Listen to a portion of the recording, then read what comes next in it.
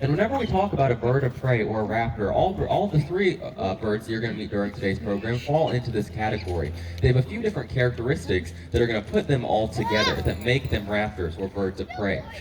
Tilden here, he's going to have a few of those characteristics as well. He's going to have a hooked, curved beak that sits right on the front of his face that he's going to use like a knife to rip and shred his prey items into smaller, more manageable pieces. He's also going to have talons on the ends of each of his toes that he's going to use very similarly to the way that we would use a fork. He also has keen eyesight as well, something we might touch on a little bit later in the program today.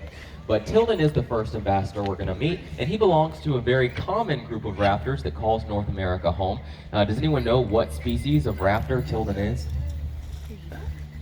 No guesses? He's a hawk.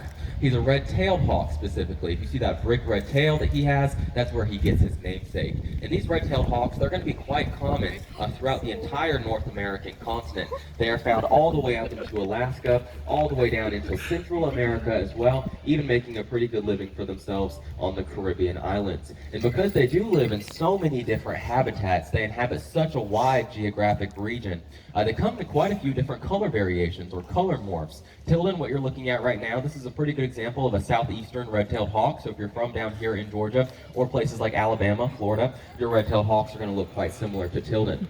But if you're from up north into places like Canada or the Great Plains area, your red-tailed hawks are going to be much lighter in coloration than Tilden.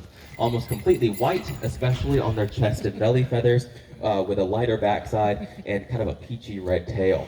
But if you go out west into the desert, places like Texas, New Mexico, Arizona, Nevada, down into Central America as well, your red-tailed hawks are going to be much darker in coloration than Tilden. Almost a complete Hershey's chocolate brown color, a very dark red tail, a black and brown banded tail in some cases, or even a silver tail. So they're going to look quite different no matter where you find them. But Tilden here, Tilden is going to be an adult bird, and we can tell that because he does have that brick red tail. Red-tailed hawks aren't going to grow out that red tail until their second year of life.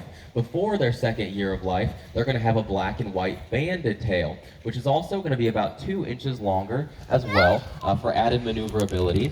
Kind of think of it like training wheels for the young birds learning how to fly.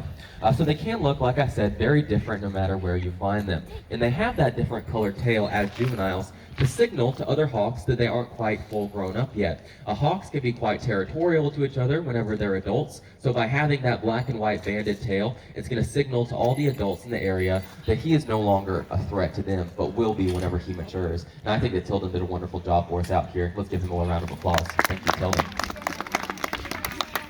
Now, all the birds that we have here at Calloway, they're here for a couple of different